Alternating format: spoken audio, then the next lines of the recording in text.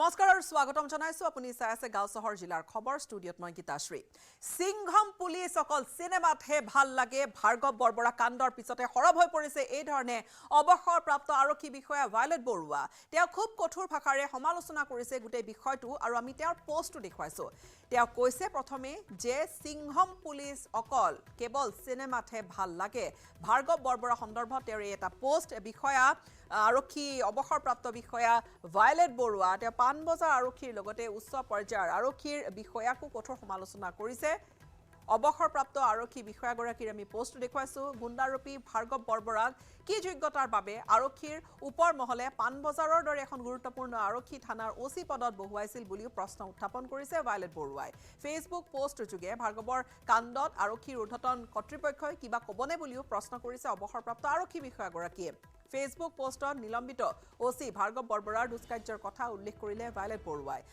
আন থানাত কৰ্মৰত অৱস্থাতো নানা ধৰণৰ দুষ্কাৰ্য কৰিও বৰমুৰীয়া আশীষ লাভ কৰিবলৈ যেন সক্ষম হৈছিল সেইখিনি কথা লিখিছে অভিযোগ কৰিছে ভায়লেট বৰুৱাই নিজে নিয়ম বহিৰ্ভূত বডি ফিটিং ইউনিফৰ্ম পৰিধান কৰি সিংঘম ষ্টাইলত গুণ্ডাগিৰি কৰি আৰক্ষীৰ বিভাগটোলৈ দুৰ্নাম আনিছে বুলি ক্ষোভ প্ৰকাশ কৰিছে সামাজিক মাধ্যমত অৱসৰপ্ৰাপ্ত আৰক্ষী বিষয়াগৰাকীয়ে ৰাজ্যজুৰি হৈ থকা প্ৰতিক্ৰিয়াৰ পিছতে ভাৰ্গৱ বৰবৰাক তাৎক্ষণিকভাৱে নিলম্বন কৰি বিষয়টোৱে বিভাগটোৱে দায় সাৰিবলৈ খুজিছে বুলিও উত্থাপন কৰিছে গুৰুতৰ অভিযোগ ভাৰ্গৱ বৰবৰাৰ ক্ষেত্ৰত কঠোৰ পদক্ষেপ গ্ৰহণ নকৰাৰ বাবে শীৰ্ষ বিষয়াকো দোষাৰোপ কৰিছে আনকি ভায়লেট বৰুৱাই অভিযুক্ত ওসি ভাৰ্গৱ বৰবৰাৰ বিৰুদ্ধে মহানগৰ আৰক্ষীয়ে নিজাববীয়াকৈ কিয় গোচৰ ৰুজু নকৰি ভুক্তভোগীৰ এজাহাৰখনলৈ অপেক্ষা কৰি থাকিবলগীয়া হ'ল বুলিও ক্ষোভ প্ৰকাশ কৰিছে অৱসৰপ্ৰাপ্ত আৰক্ষী বিষয়াগৰাকীয়ে আৰু তেওঁৰ এই পোষ্টটোৱে কিন্তু স্বাভাৱিকতে সামাজিক মাধ্যমত দিয়া এটা পোষ্ট ফেচবুকৰ জৰিয়তে তেওঁ লিখা কথাখিনিয়ে কিন্তু আকৌবাৰ সেই প্ৰশ্নটো উত্থাপন কৰিছে যে তেওঁ প্ৰাক্তন অৱসৰপ্ৰাপ্ত তেওঁ আৰক্ষী বিষয়া শীৰ্ষ বিষয়াগৰাকী হৈ তেওঁ এইখিনি কথা মুকলিকৈ তেওঁ লিখিছে কথা পাতিছিল তেওঁৰ সৈতে আমাৰ জ্যেষ্ঠ সাংবাদিক বলেন ভট্টাচাৰ্যই তেওঁৰ সেই কথোপকথন তেওঁৰ সৈতে হোৱা সেই কথোপকথন এই মুহূৰ্তত আগবঢ়াইছোঁ এই মুহূৰ্তত মই অৱসৰপ্ৰাপ্ত আৰক্ষী বিষয়া ভায়লেট বৰুৱাৰ সৈতে কথা পাতিবলৈ চেষ্টা কৰিছোঁ আৰু তেখেতে দীৰ্ঘ সময় ধৰি অসম আৰক্ষীত সেৱা আগবঢ়াইছে গতিকে আজিৰ তাৰিখত যিহেতুকে অসম আৰক্ষীৰ সেৱাৰ ওপৰত স্বাভাৱিকতে প্ৰশ্ন আহিছে গতিকে এই বিষয়ত তেখেতে কি ধৰণৰ মন্তব্য আগবঢ়াব তেখেতৰ সৈতে আমি কথা পাতিবলৈ চেষ্টা কৰিছোঁ বাইদেউ পোনে আহিছোঁ আপোনাৰ ওচৰলৈ পানবজাৰ আৰক্ষীৰ এই বৰ্বৰতাৰ ছবিখন সকলোৱে ধিক্কাৰ দিছে আৰু আৰক্ষীৰ প্ৰতি থকা মানুহৰ যিটো শ্ৰদ্ধা সেই শ্ৰদ্ধা ক'ৰবাত নহয় ক'ৰবাত এনেকুৱা ধৰণৰ ঘটনাসমূহেই হয়তো তল পেলাবলৈ চেষ্টা কৰা হয় সেয়া আমি কেতিয়াও নিবিচাৰোঁ কিন্তু তাৰ মাজতে কিন্তু স্বাভাৱিকতে এই ধৰণৰ প্ৰশ্নসমূহ আহিছে হয় কালি যিটো ঘটনা সিদিনাৰ যিটো ঘটনা আমি দেখা পালোঁ ছ'চিয়েল মিডিয়াত হওক য'তেই হওক ভিডিঅ' ফুটেজ দেখিলোঁ তাতে এজন আৰক্ষী বিষয়াই এজন ল'ৰাক বৰ বেয়া ধৰণে প্ৰহাৰ কৰিছে ফিজিকেলি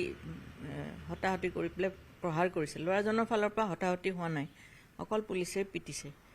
মূৰটো খুন্দিয়াই দিছে ডিঙিত চেপা মাৰি ধৰিছে তোক মাৰি পেলাম এনেকুৱা ধৰণৰ ভাবুকি ধৰণৰ দিছে আৰু যিজন বিষয়াই কৰিছে সেইজন একেবাৰে সামান্য বিষয়া নহয় দেই তেওঁ কনষ্টেবল নহয় তেওঁ যথেষ্ট শিক্ষা থকা ট্ৰেইনিং থকা বহুত দিন পুলিচত কাম কৰি বৰ্তমান পৰিদৰ্শক হিচাপে আৰু পানবজাৰ থানাৰ নিচিনা এখন গুৰুত্বপূৰ্ণ মহানগৰী থানাত তেওঁ কৰ্মৰত ওসি হিচাপে তো তেওঁ যদি এনেকুৱা ধৰণৰ ঘটনা কৰিছে আৰু তেওঁ যিটো কৰিছে সেইটো বেআইনী কাম কৰিছে এইটো লৰ মতে কৰা নাই ইল্লিগেল কাম কৰিছে তো সেই ইল্লিগেল কামখিনিৰ কাৰণে এতিয়া পুলিচৰ প্ৰতি মানুহৰ লাহে লাহে শ্ৰদ্ধা ভক্তি কিছু ক্ষেত্ৰত গঢ়ি উঠিছিলে মাত্ৰ মাননীয় মুখ্যমন্ত্ৰীয়ে যথেষ্ট চেষ্টা কৰিছে কেনেকৈ পাব্লিক পুলিচ ৰিলেশ্যনটো ভাল হয় তো সেইখিনি পুলিচৰ ওপৰমহলেও যথেষ্টখিনি ব্যৱস্থা হাতত লৈছে কিন্তু তাৰ পিছতো এনেকুৱা ধৰণৰ যদি এনেকুৱা অপেনলি এনেকৈ ধৰণে পুলিচৰ ব্যৱহাৰ হয় তেতিয়া এই গুণ্ডাৰাজ সেইটোতো পাব্লিকৰ যথেষ্ট ক্ষোভ হৈছে আৰু সেই ক্ষোভৰ আচলতে আজি উদগীৰণ হৈছে তো সেইখিনি দেখি আমি মনত বহুত দুখ পাইছোঁ এগৰাকী প্ৰাক্তন পুলিচ বিষয়া হিচাপে এটা কথা হ'ল মুখ্যমন্ত্ৰীয়ে বাৰ কৈ আছে যে বন্ধুত্ব সুলভ হ'ব লাগে সম্পৰ্ক আৰু তেতিয়াহে আচলতে ৰাজ্য তথা সমাজৰ উন্নয়ন বা তেনেকুৱা ধৰণৰ কাম কাজসমূহ আগবাঢ়ি যাব কিন্তু বাৰ বাৰ আহিছে এইসমূহে আচলতে তেখেতসকলে সময়ে সময়ে বাধা প্ৰদান কৰি আহিছে গতিকে এইসমূহ বাধা কিদৰে নেওচিব কিন্তু ইয়াৰ লগতে এই কথাও ক'ব পাৰি যে আৰক্ষীসকলক মনোনয়নভাৱে বা তেখেতসকলক মানসিকভাৱে সুস্থিৰ কৰিবৰ কাৰণে বিভিন্ন সময়ত তেখেতসকলক কোৰ্চ তেনেকুৱা ধৰণৰ প্ৰদান কৰা হৈ আহিছে কিন্তু এইসমূহে আচলতে কাম দিয়া নাই নেকি এইসকল আৰক্ষীক চাওক এতিয়া পুলিচৰ ওপৰ মহল আছে ওপৰ মহলে তেওঁলোকে এডমিনিষ্ট্ৰেশ্যন আছে এডমিনিষ্ট্ৰেশ্যনে তেওঁলোকে বাছ বিচাৰ কৰি এজন বিষয়া কেনেকুৱা ধৰণৰ কাৰণ OC এজন হ'বলৈ হ'লে যথেষ্ট মানসিকভাৱে আৰু বা অন্যান্য দিশত তেওঁ পাৰ্গত হ'ব লাগিব কাৰণ কমন পিপুলৰ লগত তেওঁৱে হেৰি কৰিব মানে কথা বতৰা পাতিব কমন পিপুলে ডাইৰেক্টলি DGP মহোদয়ৰ ওচৰলৈ নাযায় বা IGP বা ADGPৰ ওচৰলৈ নাযায় তেওঁকে পাব কিন্তু তেওঁৰ ব্যৱহাৰখিনি যদি সুস্থিৰ মনৰ নহয় তেতিয়াহ'লে কেনেকৈ হ'ব এতিয়া মই যিটো এইটো ঘটনা দেখিছোঁ মই এইটোৱে প্ৰশ্ন কৰিছোঁ পুলিচৰ ওপৰ মহলে কি তেওঁৰ গুণাগুণ চাই পেলাই তেওঁক আজি পাণবজাৰ থানাৰ OC নিয়োগ কৰিলে শুনামতে তেওঁৰ আগৰ প্ৰিভিয়াছ ৰেকৰ্ড ইমান ভাল নহয় এনেকুৱা ধৰণৰ হিউমেন ৰাইটছ ভায়লেশ্যনৰ বহুতখিনি কেছ তেওঁৰ এগেইনষ্টত আছে বুলি শুনিছোঁ কিমান দূৰ সত্য মই নাজানো কিন্তু তথাপিও এগৰাকী অপেনলি এনেকুৱা মানে জনসমাগম থকা ঠাইত যদি এনেকুৱা ঘটনা কৰিছে নিশ্চয় তেওঁৰ কোৱালিটিটোৰ ওপৰত ইণ্টিগ্ৰিটিৰ ওপৰত আমাৰ যথেষ্ট ডাউট আছে আৰু সেইকাৰণে মই পুলিচৰ ওপৰ মহলক প্ৰশ্ন কৰিছোঁ আপোনালোকে ঘা লগাব বাৰে বাৰে আপোনালোকে ঘা লগাব আৰু আমাৰ মাননীয় মুখ্যমন্ত্ৰী মহোদয়ক আগবাঢ়ি আহি পেলাই মলম লগাব এনেকুৱা ধৰণৰ কথা নহয় ন ওপৰ মহলত আমাৰ নানা ধৰণৰ অফিচাৰ বহুত ধৰণৰ অফিচাৰ আছে তেওঁলোকে কি চাইছে তেওঁলোকে ট্ৰেইনিং দিব লাগে তেওঁলোকে শিক্ষা দিব লাগে তেওঁলোকেতো যথেষ্ট সা সুবিধা ৰাজকীয় ধৰণে আছে কিন্তু আজি যদি এইসকল অফিচাৰক এনেকৈ লেকাম নোহোৱা গৰুৰ নিচিনাকৈ এৰি দিয়ে আৰু পাব্লিকৰ ওপৰত গুণ্ডাৰাজ কৰে সিংঘম ষ্টাইলৰ এইটোতো নহ'ব আপোনালোকে আজিকালি দেখিছে ল'ৰা ডেকা ডেকা যুৱকসমূহ যেতিয়া পুলিচত ভৰ্তি হয় সেৱাৰ মনোভাৱটোতকৈ মানে যিটো সিংঘম কিছুমানে লেডি সিংঘম হাথিয়াৰ লৈ ৱেপন লৈ AK-47 লৈ ছ'চিয়েল মিডিয়াত ৰীল বনোৱা এইবিলাকতে ব্যস্ত থাকে তে ওপৰ মহলে কি চাই আছে তেওঁলোকেতো ডিচিপ্লিনটো মেইনটেইন কৰিব লাগে গতিকে তেওঁলোকক অলপ কণ্ট্ৰল কৰক নহ'লে এইখিনিয়ে আমাক ভয়ংকৰ মানে চিটুৱেশ্যন আনিব কেতিয়াবা আৰু এয়া খুব সমালোচনা কৰিছে ভায়লেট বৰুৱাই অৱসৰপ্ৰাপ্ত বিষয়াগৰাকীয়ে গোটেই ঘটনাটো আন কিছু খবৰলৈ আগবাঢ়িম পেঙেৰীৰ নলনীত হাতী মানুহৰ খেদাখেদি বনৰীয়া হাতীক ধান খোৱাত স্থানীয় লোকে বাধা দিয়াত খেদি আহিল বনৰীয়া হাতীৰ জাক হাতী খেদিবলৈ অনা জোৰ সুৰেৰে লৈ খেদিলে লোকসকলক উভতি ধৰা বনৰীয়া হাতীৰ কবলৰ পৰা কোনোমতেহে হাত হাৰিছে হাতী খেদিবলৈ অহা লোকসকল তেওঁলোক কোনোমতেহে যেন ৰক্ষা পৰিছে এই মুহূৰ্তত চাওক অত্যন্ত ভয়ানক কিছু দৃশ্য অঞ্চলটোত দীৰ্ঘদিনৰে পৰা বনৰীয়া হাতীৰ উপদ্ৰৱ চলি আহিছে বন বিভাগো যেন এক প্ৰকাৰ অসহায় হৈ পৰিছে বন বিভাগৰ হাতত কোনো উত্তৰ নাই কোনো গুৰুত্বই নিদিয়াৰ অভিযোগ আনকি ৰাইজৰ অঞ্চলটো ডিগবৈ বন সংমণ্ডল আৰু ডুমডুমা বন সংমণ্ডলৰ মাজত হোৱাৰ বাবে বনকৰ্মীয়ে গুৰুত্ব নিদিয়াৰ অভিযোগ তুলিছে স্থানীয় লোকসকলে যে মাজত পৰা এটা অঞ্চল দুয়োটা সংমণ্ডলৰ আৰু তাৰ বাবে গুৰুত্ব নপৰে অঞ্চলটোত কোনো এটা সংমণ্ডলৰ বিষয়া বা বনকৰ্মীৰ সেয়া গুৰুতৰ অভিযোগ এটা বনৰীয়া হাতীৰ সমস্যা সমাধান বিচাৰি পপুলাজান নলনীবাসী ৰাইজে পেঙেৰীৰ ৰজাআলিত থকা খাটাংপানী বন বিভাগৰ কাৰ্যালয়ত সোমবাৰে প্ৰতিবাদ সাব্যস্ত কৰিবলৈ ওলাইছে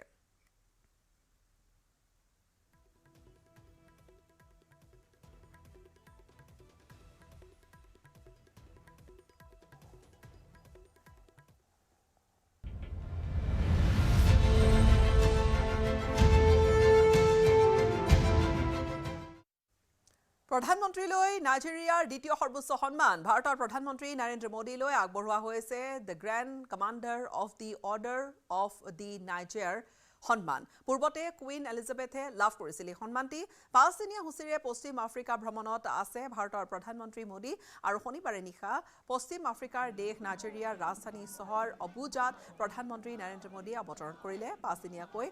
পশ্চিম আফ্ৰিকাৰ 3খন দেশ ভ্ৰমণসূচীৰে প্ৰথমখন দেশ হিচাপে ভাৰতৰ প্ৰধানমন্ত্ৰীগৰাকী নাইজেৰিয়াত উপস্থিত হয় অবুজাৰ বিমানবন্দৰতে প্ৰধানমন্ত্ৰী মোদীক উষ্ম আদৰণি জনোৱা হ'ল সুদীৰ্ঘ 17 বছৰৰ অন্তত ভাৰতৰ প্ৰধানমন্ত্ৰী হিচাপে প্ৰধানমন্ত্ৰী নৰেন্দ্ৰ মোদীয়ে নাইজেৰিয়া ভ্ৰমণ কৰিছে প্ৰধানমন্ত্ৰী মোদীয়ে নাইজেৰিয়াত পদাৰ্পণ কৰাৰ পিছতে নাইজেৰিয়াৰ ৰাষ্ট্ৰপতি বলা আহমেদ তিনুবুৱে ছ'চিয়েল মিডিয়াত মোদীক উষ্ম আদৰণি এটা বাৰ্তা দিছে প্ৰধানমন্ত্ৰী নৰেন্দ্ৰ মোদীয়েও ৰাষ্ট্ৰপতিগৰাকীক উষ্ম আদৰণিৰ বাবে ৰাষ্ট্ৰপতিগৰাকীক ধন্যবাদ জনায় দুই ৰাষ্ট্ৰ নেতাই দেশ দুখনৰ মিত্ৰতা তথা দ্বিপাক্ষিক সম্পৰ্ক অধিক শক্তিশালী কৰাৰ বাবে আলোচনাত মিলিত হ'ব নাইজেৰিয়াৰ পিছত প্ৰধানমন্ত্ৰী মোদীয়ে ব্ৰাজিল আৰু গুৱেনা ভ্ৰমণ কৰিব আৰু প্ৰধানমন্ত্ৰী মোদীয়ে ব্ৰাজিলত G20 নেতাৰ সন্মিলনত অংশগ্ৰহণ কৰিব বিগত 50 বছৰত ভাৰতৰ প্ৰথমগৰাকী প্ৰধানমন্ত্ৰী হিচাপে প্ৰধানমন্ত্ৰী নৰেন্দ্ৰ মোদীয়ে গুৱেনাত উপস্থিত হ'ব গুৱেনা ভ্ৰমণ কৰিব প্ৰধানমন্ত্ৰী মোদীয়ে গুৱেনা সংসদক সম্বোধন কৰাৰ লগতে প্ৰায় 185 বছৰ পূৰ্বে ভাৰতৰ পৰা গুৱেনা লৈ যোৱা ভাৰতীয় সম্প্ৰদায়কো তেওঁ ভাৰতীয় সম্প্ৰদায়ৰ সৈতে মত বিনিময় কৰিব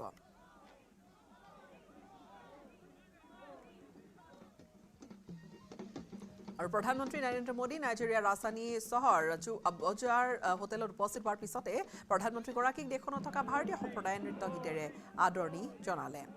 বন্দে মাতাৰাম ভাৰত মাতা কি জয় ধ্বনিৰে মুখৰিত হৈ পৰিছে নাইজেৰিয়াৰ ৰাজধানী চহৰ Abuja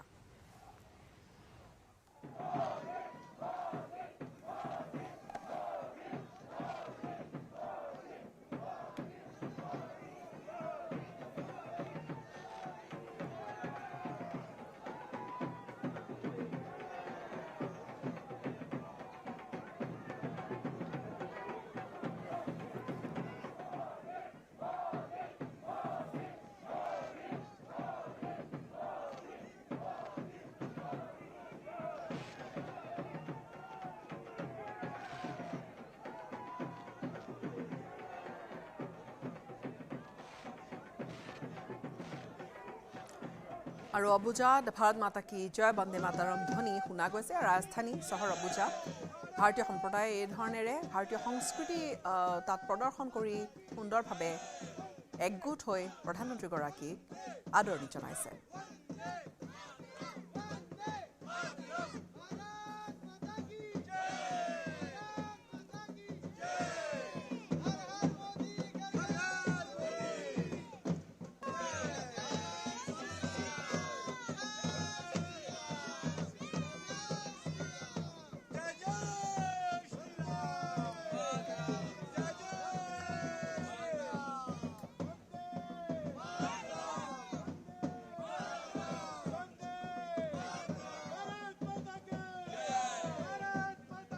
This visit assumes a lot of significance. For our Prime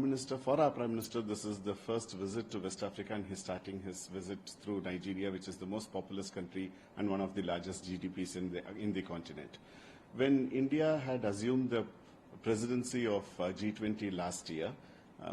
Prime Minister Modi had invited Nigeria as a guest country. That was the first opportunity for President Tinubu and Nigeria to be present on the platform of G20, for which they are very thankful to the Indian Prime Minister. During that visit, President Tinubu and Prime Minister Modi had extensive discussions reviewing the bilateral relationship. This visit of our Prime Minister would be a follow-up visit and would certainly consolidate the relationship between the two countries. আৰু ইয়া পশ্চিম আফ্ৰিকাৰ বৃহত্তৰ অৰ্থনীতিৰ দেশ নাইজেৰিয়াৰ সৈতে ভাৰতৰ বাণিজ্যত সুসম্পৰ্ক আছে বুলি ক'লে দেশখনক 200ৰো অধিক ভাৰতীয় কোম্পানীয়ে বিনিয়োগ কৰিছে তথা ব্যৱসায় চলাইও আছে নাইজেৰিয়া চৰকাৰৰ পিছতে ভাৰতীয় কোম্পানীসমূহত দেশখনৰ দ্বিতীয় বৃহত্তম সংখ্যক লোক নিয়োজিত হৈ আছে নাইজেৰিয়াৰ স্বাধীনতাৰ 2 বছৰ পূৰ্বে অৰ্থাৎ 1958 চনতে নাইজেৰিয়াৰ লাগোছত কাৰ্যালয় স্থাপন কৰি ভাৰতে দ্বিপাক্ষিক সম্পৰ্ক আৰম্ভ কৰিছিল সেই সম্পৰ্ক পৰৱৰ্তী সময়ত অধিক দৃঢ় হৈ পৰে ভাৰতীয় কোম্পানীয়ে নাইজেৰিয়াত প্ৰায় $2700 কোটি বিনিয়োগ কৰিছে সেয়া এটা গুৰুত্বপূৰ্ণ দিশ এটা নাইজেৰিয়াৰ সৈতে এয়া হৈছে ভাৰতীয় বেপাৰ বাণিজ্যৰ দিশটোৰ এটা গুৰুত্বপূৰ্ণ দিশ ভাৰতৰ প্ৰধানমন্ত্ৰী ভ্ৰমণৰ সময়ছোৱাত দেশ দুখনৰ সম্পৰ্কে বিষয়ে ক'লে ভাৰতীয় নাইজেৰিয়াৰ উচ্চায়ুক্ত জি বালা সুব্ৰমণ্যমে সেয়া আপুনি ইতিমধ্যে শুনিছে ইফালে প্ৰধানমন্ত্ৰী নৰেন্দ্ৰ মোদী 18 নৱেম্বৰত ব্ৰাজিলো ভ্ৰমণ কৰিব ব্ৰাজিলৰ G20 ৰিঅ' ডি জেনেৰিঅ'ত আয়োজিত G20 সন্মিলনত তেওঁ ভাগ ল'ব আৰু ভাৰতৰ প্ৰধানমন্ত্ৰীগৰাকীৰ আগমনৰ বাবে অধীৰ আগ্ৰহেৰে বাট চাই ৰৈছে ব্ৰাজিলৰ ভাৰতীয় সম্প্ৰদায়ে ভাৰতৰ প্ৰধানমন্ত্ৰীগৰাকীক আদৰিবলৈ সাজু হৈ পৰিছে সকলো যিহেতু G20 সন্মিলন আছে ব্ৰাজিলৰ ৰিঅ' ডি জেনেৰিঅ'ত আয়োজিত কৰা হৈছে G20 সম্মিলন তাত প্ৰধানমন্ত্ৰীগৰাকীয়ে ভাগ ল'ব बहुत बड़ी अपॉर्चुनिटी कह लीजिए या एक बहुत बड़ा मौका कि जो कभी ही किसी को मिलता है, उनके सामने परफॉर्म करना और अपनी सभ्यता को उनके सामने किसी और देश में रखना, ये सबसे बड़ी बात है। Being a performer, being a choreographer, आपकी एक अपने आप में गर्व की बात है। मैं बहुत ज़्यादा उत्साहित हूँ क्योंकि ये मेरे जीवन का ये पहला ऐसा मौका है जब मुझे उनसे मिलने का ये अवसर प्राप्त हुआ है। हम लोगों ने बहुत तैयारियां की हैं। यहाँ की महिलाओं ने मिलकर के एक गरबा नृत्य का आयोजन किया है, तो हम लोग उनके स्वागत में गरबा प्रस्तुत करेंगे। We have been dancing, our legs have been almost broken. We've been dancing constantly, practicing to welcome him. We are going to do Garba and Ras, especially because it's from Gujarat and for our Prime Minister who's from there. हम तो super excited हैं, बहुत दिन से wait कर रहे हैं। Actually we are very lucky कि हम रियो में हैं और वो रियो में ही आ रहे हैं, तो हमारी तो पूरी फैमिली परफॉर्म करने के लिए तत्पर है, प्रैक्टिस कर रही है, मेरे बच्चे और मेरी wife. So we are all excited. We want to make sure कि एनर्जी लेवल में कोई कमी नहीं होनी चाहिए। उनको फील होना चाहिए कि ब्राज़ील में भी भारतीयों, प्रवासी भारतीय बिल्कुल हैं, उनके लिए तैयार हैं। या हम लोग सब मिलके गरबा कर रहे हैं, ऑलमोस्ट 11 लेडीज एंड ऑलमोस्ट एक हफ्ते 2 हफ्ते से every day we are meeting and मिलके गरबा प्लान कर रहे हैं, तो काफ़ी अच्छा होने वाला है and we are very very very excited to see him, meet him.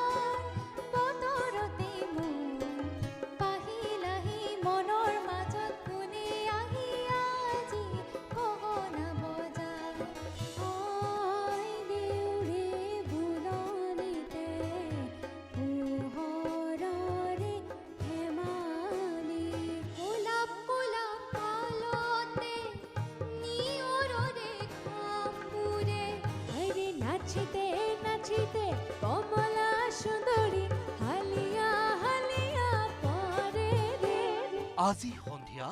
7:50। এই মুহূৰ্তত ইজৰাইলৰ কিছু খবৰ লৈ আহিছো। ডাঙৰ ঘটনা ইজৰাইলত। ইজৰাইলী প্ৰধানমন্ত্ৰী বেঞ্জামিন নেতানিয়াহুক হত্যাৰ চেষ্টা কৰা হৈছে। পুনৰ ইজৰাইলী প্ৰধানমন্ত্ৰীৰ বাসগৃহত বোমা আক্ৰমণ আৰু দুটাকৈ বোমাৰে আক্ৰমণ কৰা হৈছে। বেঞ্জামিন নেতানিয়াহুৰ বাসগৃহলৈ নিক্ষেপ কৰিলে দুটাকৈ বোমা। উত্তৰ ইজৰাইলৰ কাইচাৰিয়াত থকা প্ৰধানমন্ত্ৰী নেতানিয়াহুৰ যিটো ঘৰ, সেই বাসগৃহত আক্ৰমণ কৰিলে বোমাৰে। সৌভাগ্যক্ৰমে ঘৰটোৰ পৰিৱৰ্তে বাগিচাত পৰিছিল বোমা দুটা। সৌভাগ্যক্ৰমে বোমা আক্ৰমণৰ সময়ত বাসগৃহত নাছিল প্ৰধানমন্ত্ৰী বেঞ্জামিন নেতানিয়াহু বা তেওঁৰ পৰিয়াল, আৰু বোমা আক্ৰমণত কোনো ধৰণৰ ক্ষয়ক্ষতি হোৱা নাই বুলি জনাইছে, কিন্তু উদ্বিগ্নতাৰ সৃষ্টি হৈছে। উল্লেখযোগ্য যে ইয়াৰ পূৰ্বে এবাৰ ইজৰাইলী প্ৰধানমন্ত্ৰী বেঞ্জামিন নেতানিয়াহুৰ বাসগৃহত ড্ৰোন আক্ৰমণ কৰিছিল। হিজবুল্লাই দাবী কৰিছিলে, সেই ঘটনা স্বীকাৰ কৰিছিল আৰু তাৰ পিছতে যথেষ্ট তীব্ৰ হৈছিল আক্ৰমণ প্ৰত্যাক্ৰমণ। কিন্তু এই মুহূৰ্তত এই খবৰটোৱে আকৌ নিৰাপত্তাক লৈ কিছু প্ৰশ্ন উত্থাপন কৰিছে।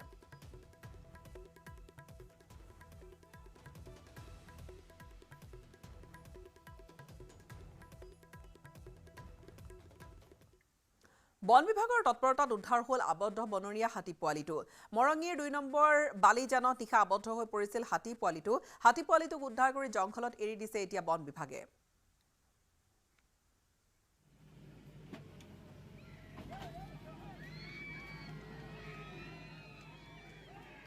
গোলাঘাটত পৰিত্যক্ত কুৱাত আবদ্ধ হাতী পোৱালিটোক উদ্ধাৰ কৰা হ'ল বন বিভাগৰ তৎপৰতাত। আবদ্ধ হাতী পোৱালিটোক উদ্ধাৰ কৰিলে। মৰঙীৰ 2 নম্বৰ বালিজানত নিশা আবদ্ধ হৈ পৰিছিল হাতী পোৱালিটো, আৰু এই হাতী পোৱালিটোক উদ্ধাৰ কৰি জংঘলত এৰি দিছে বন বিভাগে।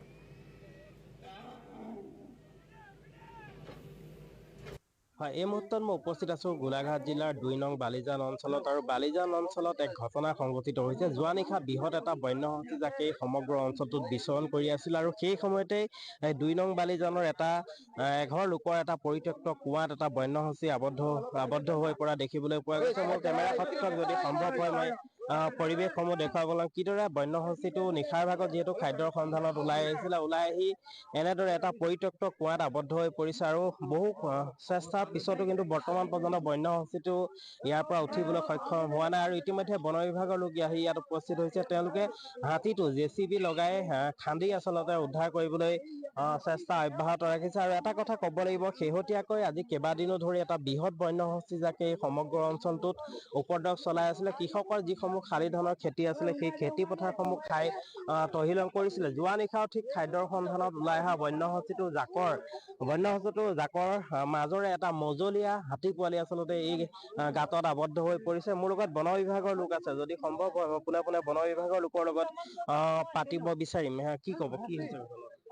এইটো যোৱা ৰাতি পৰিছে বুলি শুনিছোঁ আৰু তাৰপিছত আমি খবৰ পাই আহিছোঁ এতিয়া JCB লৈ ইয়াক উদ্ধাৰ কৰাৰ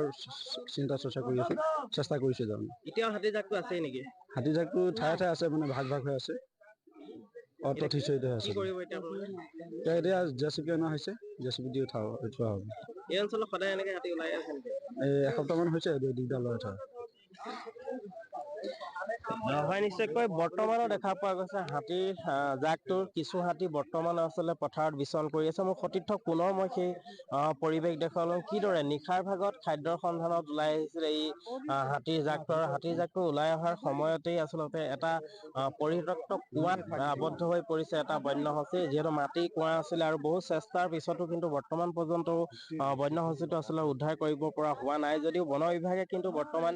JCB সহায়ত বন্যহস্তীটো এই গাঁতৰ পৰা উদ্ধাৰ কৰিবলৈ চেষ্টা অব্যাহত ৰাখিছে আৰু এটা কথা ক'ব লাগিব হাতী মানুহৰ সংঘাতে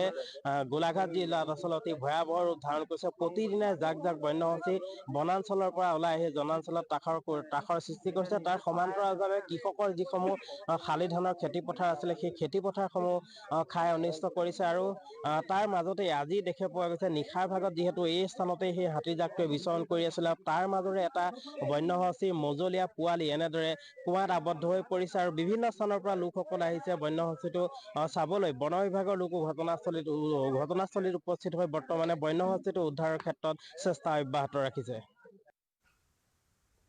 আৰু ইফালে আন এটা ভাল খবৰ হৈছে যে বিশ্ব ঐতিহ্য মানস ৰাষ্ট্ৰীয় উদ্যানত বৃদ্ধি পাইছে বাঘৰ সংখ্যা বনকৰ্মীৰ কেমেৰাত বন্দী হৈছে 3টাকৈ বাঘৰ পোৱালি ৰাষ্ট্ৰীয় উদ্যানখনৰ ভূঞাপাৰা ৰেঞ্জত দেখা গ'ল বাঘ পোৱালি 3টা ক্ৰমাৎ ৰাষ্ট্ৰীয় উদ্যানখনত বৃদ্ধি পাইছে অন্যান্য জীৱ-জন্তুৰ সংখ্যা বিগত বৰ্ষত ৰাষ্ট্ৰীয় উদ্যানখনত বাঘৰ সংখ্যা আছিল 60টা আৰু কণমানি 3টা বাঘ পোৱালি একেলগে আছে সম্ভৱতঃ মাতৃ আশে-পাশে থাকিব পাৰে সেয়া অনুমান কৰিব পাৰি যিহেতু 3টা পোৱালিকে একেলগে তাত দেখা গৈছে মানস ৰাষ্ট্ৰীয় উদ্যানৰ দৃশ্য এটা বাঘৰ পোৱালি 3টা আপোন মনে তাত আছে আৰু হয়তো এই 3টা পোৱালি দেখি অনুমান কৰিব পৰা গৈছে যে সংখ্যা নিশ্চয়কৈ বাঢ়িছে আৰু সেয়া মানসৰ আন এটা দিশ যে জীৱ-জন্তুৰ সংখ্যা লাহেকৈ বাঢ়িছে মানস ৰাষ্ট্ৰীয় উদ্যানত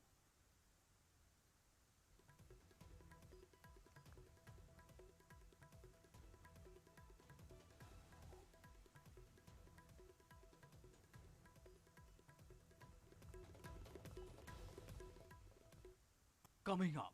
presented by Italian olive oil আৰু ভেষজৰ গুণেৰে সমৃদ্ধ জেক অলিভ অইল বডি অইল নগাঁৱৰ 2 নম্বৰ মুলাপতিত চাঞ্চল্যকৰ ডাবল মাৰ্ডাৰ সবিশেষ বাতৰি থাকিব পৰৱৰ্তী অপৰাধনামাত